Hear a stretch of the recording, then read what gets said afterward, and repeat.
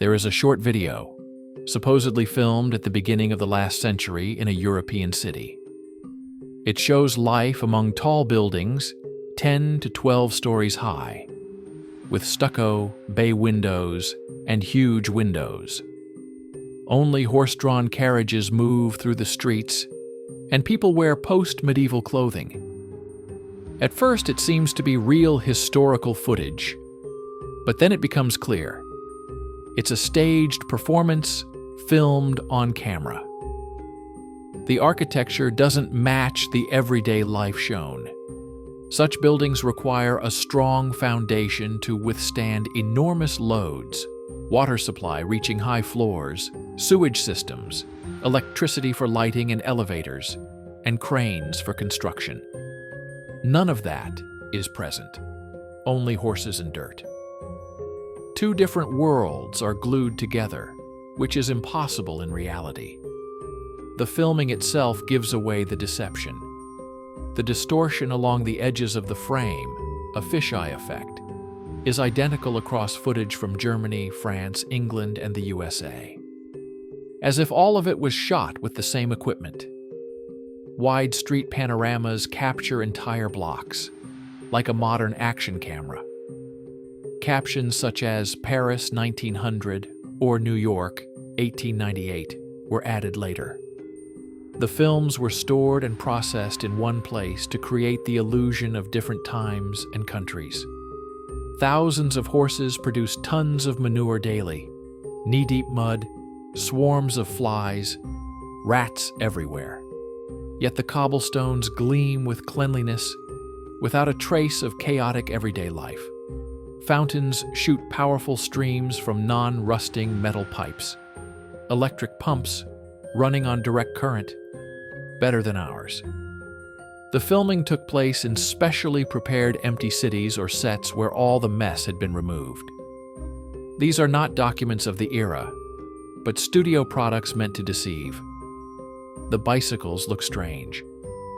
Giant spiders with a huge front wheel and chain-driven models, not an evolution, but circus props. A real comfortable chain bicycle is ancient technology deliberately hidden. Trams with no wires rush forward full of passengers. The batteries of that time could not handle the weight, speed, or range. Wireless energy or hidden motors. Horses pull double-deck tram cars along perfectly even rails, as if aligned with a laser level or top-grade graders. The scenes are theatrical. Firefighters unwind thin hoses with water dripping weakly, not firefighting, but a show. Boats at an exhibition float in a straight line, one after another. Strings underwater or radio control. The moving walkway in Paris works smoothly right beside horse-drawn carriages. A freight cart. The driver is blinded by the cargo. Passers-by freeze and pose for the camera. Everything is precise, like a rehearsal. In the old film, the filming method itself stands out. The frame is distorted at the edges, as if the same fisheye lens was used everywhere. This effect appears in footage from different countries: Germany, France, England, the USA. It feels like everything was shot with identical equipment, rather than different cameras in different cities and years. The panoramas are extremely wide. The camera captures enormous spaces, streets, and squares entirely. It feels like something similar to a modern action camera, only in the past. The captions on these reels look suspicious. One clip says it's Paris at the beginning of the last century. Another claims to be New York at the end of the 19th century. Yet the filming style, image quality, people's behavior, and even the smallest details of the streets are almost identical. It resembles footage shot at the same time, with captions added later to create the illusion of different places and eras. The cleanliness of the streets and the overall sense of emptiness stand out separately. A city with horse-drawn transportation should be full of dirt, manure, trash, and signs of daily life. But the cobblestones in the video look nearly perfect, even clean, without typical traces of large numbers of animals and people. There are few random details, almost no animals except horses, and children rarely appear. Everything looks as if the filming was done in sparsely populated or half-empty neighborhoods prepared specifically for the camera. The buildings seem too complex and well-designed for the level of everyday life shown on the streets. Multi-story buildings with rich decor, large windows, and intricate facades require huge resources to build and maintain. But no signs of advanced infrastructure can be seen. There are no engineering structures, no machinery, no intense urban activity. This creates the feeling that the real environment and the people in it do not match in terms of development. Look further in the video. Trams with not a single wire race along the rails full of passengers. Officially, they say these were battery-powered, but 19th century batteries could not support the weight of such a wagon or give it enough speed or range. This must be wireless energy transmitted through the air or the rails. And in other shots, two horses pull a massive two-story tram, physically impossible on normal bumpy streets.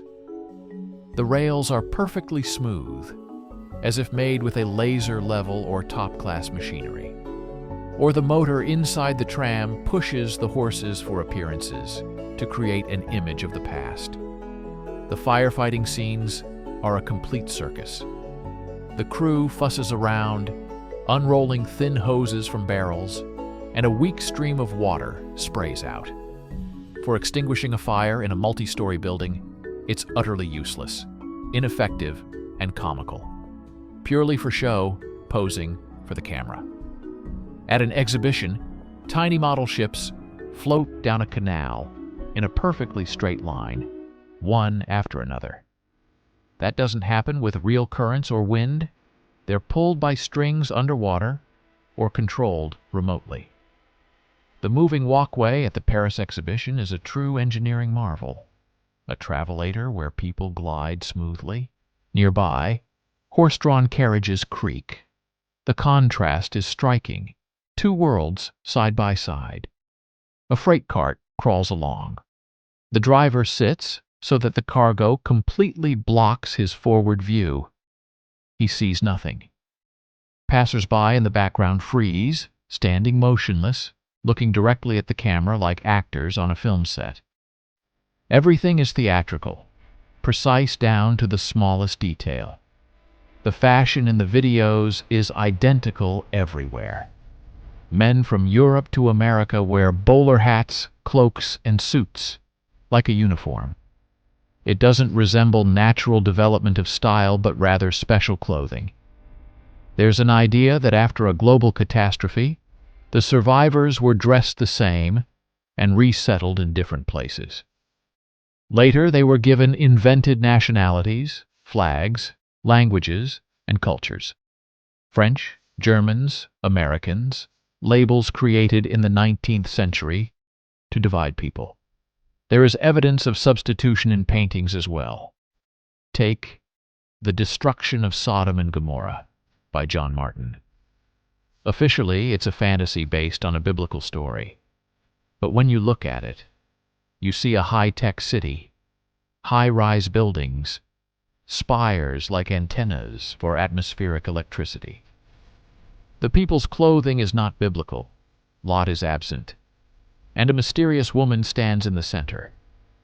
It looks like documentary evidence of a real megacity.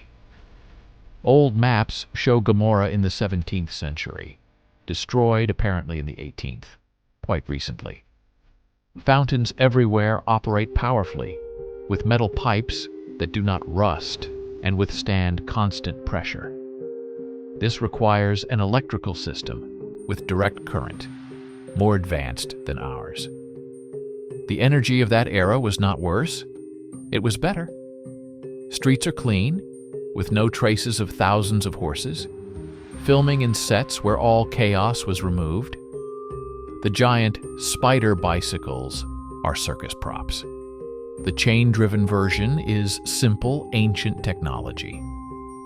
These old videos don't capture everyday life of the past, but a carefully planned production hiding real history. The technologies and details we see do not match official versions, making us wonder what has been concealed or replaced. It feels like we were shown a calculated performance, mixing different eras and levels of development to confuse viewers. The clean streets, inconsistent with masses of animals, trams moving without visible power sources, people acting like performers in stage scenes, and fashion and national differences that look artificially created. All of this suggests that behind the documentary chronicles lies a deliberately constructed myth. Historical paintings and old maps also raise questions, showing cities that should have disappeared many centuries earlier and architecture far ahead of its time. This suggests that our history is not a complete narrative, but a complex puzzle no one is eager to solve. All this urges us to look carefully at what is presented as truth, to search for hidden facts, and not to take everything at face value. The real past may be much more complicated than it appears at first glance.